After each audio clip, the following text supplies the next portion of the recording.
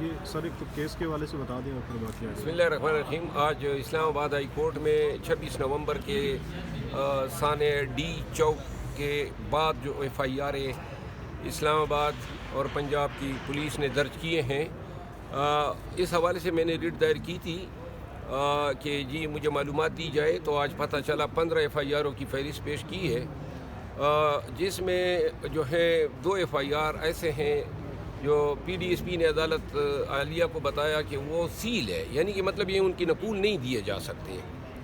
तो मैंने जज साहब को अर्ज़ किया, मैंने कहा ये हमें गिरफ़्तार तो कर सकते हैं लेकिन नकूल नहीं दिए जा सकते। ये कानून कि किस शिक के तहत इनको ये इख्तियार हैं। और जज साहब ने यही इस्तिफ़सार उनसे किया और जिसके बाद उन्होंने हुक्म दिया कि दोनों FIR 1 घंटे के अंदर अदालत ले आएँ। तो PDSP साहब अभी लाएंगे, 11 बजे जो हैं दोबारा वक्त मुकर्रर हैं। आज FIRों की जो तफसील देखी है, इससे एक बात आया है कि ये FIR इतने बारी तादाद में दर्ज करने के पीछे मुहर्रक ये हैं कि पाकिस्तान तहरीक इंसाफ के वो वर्कर जो गिरफ़्तार हैं और जो क़यादत प्री अरेस्ट पे हैं, उन सबको एक FIR में अगर गिरफ़्तारी नहीं होती है तो दूसरे में, जो गिरफ़्तार हैं वो बेचारे एक में गिरफ़्तार रहेंगे, जब उनकी बेल उसमें होगी तो दूसरे में गिरफ़्तार करेंगे और ये उनकी कैदोबंद को जो हैं वो तबालत देंगे। कानून ये कहता है कि एक वकूई की एक FIR हो सकती है। तो लिहाजा ये जो FIR हैं इस्लामाबाद में जब ये काफ़िले दाखिल हुए हैं, जिस थाने के हदूद में गुजरे हैं, हर थाने ने पर्चा दागा है, चाहे उधर कुछ हुआ है या नहीं हुआ है।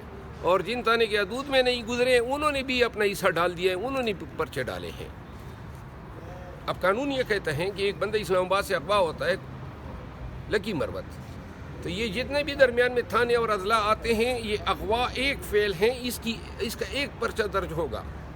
ये रमना, ये कराची कमनी, ये तरनोल, ये कुहाट, ये फतेह जंग, ये जितमिया वाली लकी मरवत, ये नहीं होगा कि हर थाने में पर्चा होगा और एक अगवा की 120 पर्चे होंगे। हमेशा से ऐसा होता है।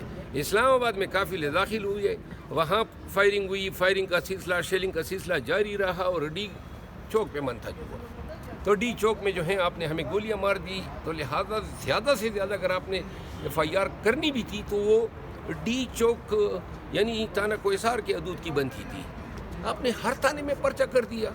ये तो एक कंटिन्यूड अगर कानून की नज़र में देखा जाए एक ऑफेंस है, क्योंकि आप कहते हैं आप रैली नहीं निकाल सकते हैं। तो लिहाजा हम इसको इस पॉइंट पे चैलेंज कर रहे हैं, क्वेश्चन सीख करेंगे। और इसके साथ साथ अपने जो हमारे वर्कर्स पाबंद सलासल हैं, इनकी कानूनी मुआवनत के लिए हमने आपस में जो हैं टीमें बनाई हैं। इंशाअल्लाह तमाम वर्कर्स को जो हैं सपोर्ट करेंगे, उनके केसेस ज़मानतें वगैरह दायर कर रहे हैं। मरवत साहब ये बताइएगा कि डी चौक यानी कि 24 नवंबर के एहतजाज के बाद पाकिस्तान तहरीक इंसाफ में धड़ाबंदी कुछ ज़्यादा ही शुरू हो चुकी है, इस हवाले से आप क्या कहना चाहेंगे, क्या मुसद्दिक़ा इत्तलात हैं? देखिए, सोशल मीडिया के साफ़ियों और इलेक्ट्रॉनिक मीडिया के साफ़ियों में ये फ़र्क है कि सोशल मीडिया के साफ़ी ज़्यादातर बेबाक होते हैं। इलेक्ट्रॉनिक मीडिया के साफ़ियों की मजबूरियाँ होती है, और जो सहाफ़त 26 नवंबर के बाद इलेक्ट्रॉनिक मीडिया पे हमने देखी हैं दुनिया में कहीं नहीं देखी हैं।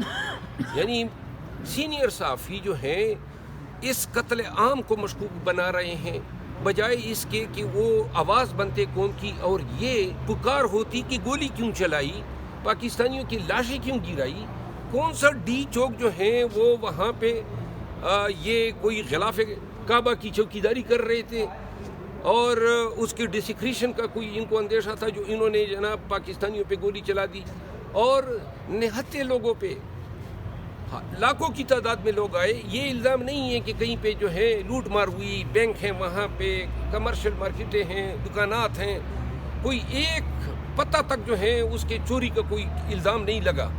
लेकिन इन्होंने जनाब लाशें गिरा दी और पहले से खुद ही वो वफाकी वज़रा धमकियाँ दे रहे थे कि जी अगर आएंगे तो फिर आपको गोलियों को निपटना होगा। तो लिहाजा अगर आप ये समझते हैं कि इस तरीके से आप खान के लिए आवाज़ को दबा सकते हैं तो आपकी गलतफहमी है। आपने कहा था कि हमें लाशें दरकार हैं, लेकिन आपने अपने अमल से साबित किया कि आप लाशें देना चाहते थे। آپ اس تحریک کو، اس جدوجہد کو، اس احتجاج کو گولی کے زور سے دبانا چاہتے ہیں، اور آپ نے سب سے بڑا احمقانہ فعل یہ کیا 200 دن ہمارا دھرنا جاری رہتا، اتنی خبر نہیں بننی تھی جتنی خبر آپ نے گولیاں چلا کے آدھے گھنٹے میں پورے دنیا میں عالمی برادری کو، سول سوسائٹی کو، انسانی حقوق کی تنظیموں کو اپنا دشمن بنا لیا۔ آج پورے پاکستان کی حکومت کی، سرکار کی لعنت اور پٹکار پڑ رہی ہے، اور پاکستان کے حوالے سے جو تاثر ابھرا ہے پوری دنیا میں کہ ٹوٹلیٹیرین رجیم ہے، یہاں پہ کوئی انسانی حقوق کا احترام نہیں ہے، اور یہاں پہ اپنی شہریوں پہ ڈی چوک اسلام آباد کا پائے تخت بننے کے بعد سے لے کر آج تک ہزاروں احتجاج ہوئی ہے۔ کس حکومت نے گولی چلائی ہے؟ اور آپ نے گولی کس قانون کے تحت چلائی؟ قانون کوئی نہیں ہے، تو اس لیے یہ کہہ رہے ہیں ہم نے گولی نہیں چلائی، اور ان کو پتہ ہے کہ گولی چلا کے قتل کرنے کے نتیجے میں یہ 302 جس کی سزائے موت ہے، اس میں یہ ملزم گردانے جائیں گے، تو اس وجہ سے یہ اب انکار کر رہے ہیں۔ لاشیں کدھر ہیں؟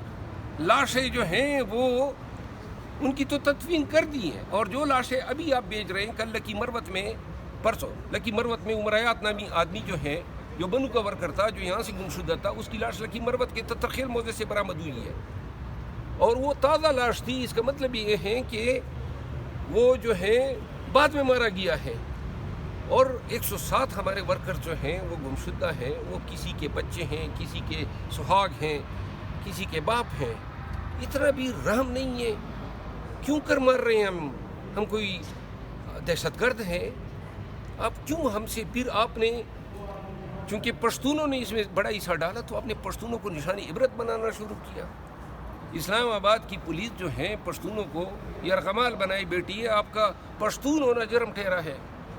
اگر آپ کے ان حرکات نے جو تکلیف دی ہیں تمام پشتون کو، جو افغانستان میں ہیں، جو خیبر پختونخوا میں ہیں، جو بلوچستان اور پنجاب اور سندھ میں ہیں، آپ نے ایک قومیت کو ان کی لسانیت کی بنیاد پہ اپنے ظلم، جبر اور سفاکیت کا نشانہ بنایا ہے۔ یہ آپ کا عمل جو ہے ملک کی جڑیں کاٹنے کے مترادف ہے، اور آپ پشتونوں کو ضد پر ابھار رہے ہیں، آپ پشتونوں کو انتقام پر ابھار رہے ہیں۔ بس کرو، یہ پاکستان ہمیں عزیز ہیں، محبوب ہیں، یہ ہمارا ملک ہے، نہ کریں اس کے ساتھ ایسا۔ آج آپ پشتونوں کے ساتھ کر رہے ہیں، اگر یہ کنڈون ہوتا ہے کل آپ بلوچوں کے ساتھ، جو پہلے سے آپ کے ظلم و جبر کا شکار ہیں۔ اچھا سر، پی ٹی آئی اختلافات کے حوالے سے بتائیے گا۔ پی ٹی آئی میں کوئی اختلافات نہیں ہے، اور لوگوں کی توجہ